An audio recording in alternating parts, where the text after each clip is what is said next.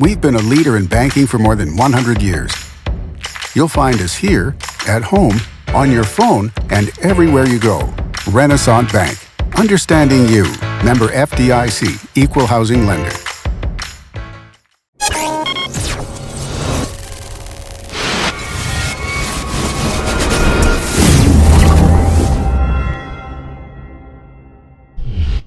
Sponsored by Renaissance Bank.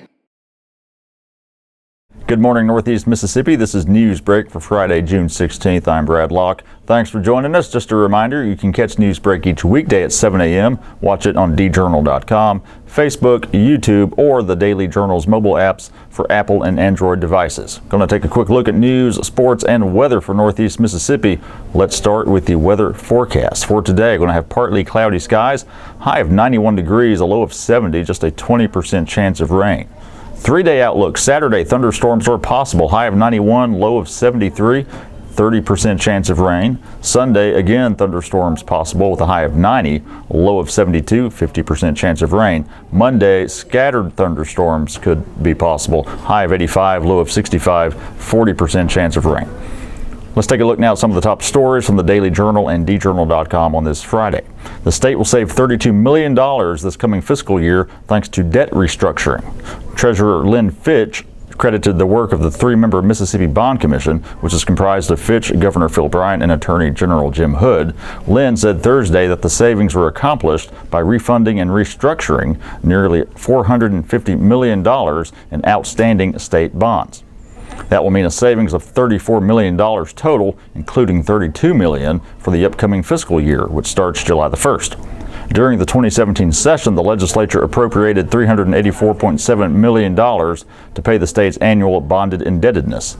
That's $7.3 million less than what was provided in the 2016 session. The amount appropriated for the debt during the 2017 session represents 6.4% of the total state support budget. Mississippi's total bonded indebtedness is $4.3 billion.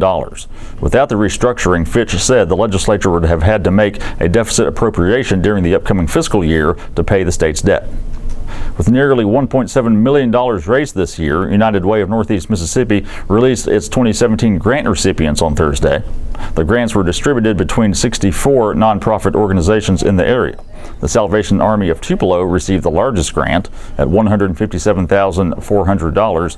The American Red Cross of North Mississippi had the second highest at $103,250. The donations are a significant help to the organizations supported by United Way of Northeast Mississippi. Meals on Wheels, for example, gets half its budget from the United Way grant.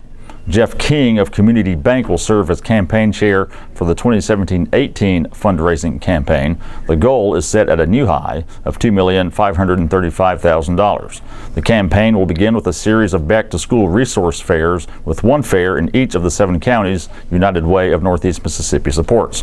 United Way raises more than 75% of its funds through workplace campaigns via payroll deduction. The Corinth School District's first year using a modified calendar is complete, and it's earned a lot of positive feedback. Students and teachers celebrated the last day of the school year Thursday.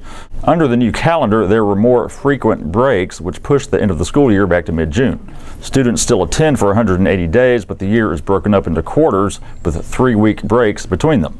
The school year began August 1st and had breaks in the fall, winter, and spring. During those breaks, the school district offered remediation and enrichment for students. Reducing skill regression was a major goal of using the modified calendar, as students often lose knowledge during the summer break. Now, while there are still some kinks to work out, teachers and students alike were positive about the change. The new calendar is part of Corinth's Districts of Innovation designation, which was approved in February of 2016. And in sports, a new coach will bring an old-style offense to Hatley. Ken Adams has been hired as the Tigers' new football coach after spending 24 years in Alabama. He was most recently at Susan Moore in Blountsville. It was during his time at Lamar County that Adams started running the single-wing Notre Dame box offensive attack, which is based on deception and double teams. He started using it because of injuries to his quarterback. The offense uses a direct snap to the tailback and a double team block at the point of attack, and the tailback has options then to keep the ball, hand it off, or pass it. Adams has a career record of 114 wins and 104 losses, including 3 seasons with 10 or more wins at Lamar County. He takes over a Hatley team that went 4-7 last year. The Tigers reached the playoffs in both 2014 and 2015.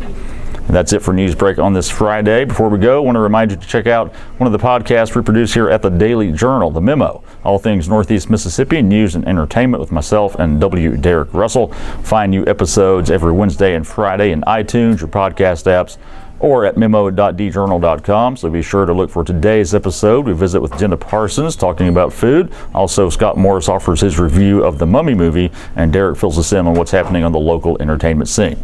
All the stories I talked about today you can find in your daily journal and djournal.com. Also, check us out on Twitter and Instagram at djournalnow. Give our Facebook page a like as well. That does it for Newsbreak on this Friday. I'm Brad Locke. You'll have a good weekend.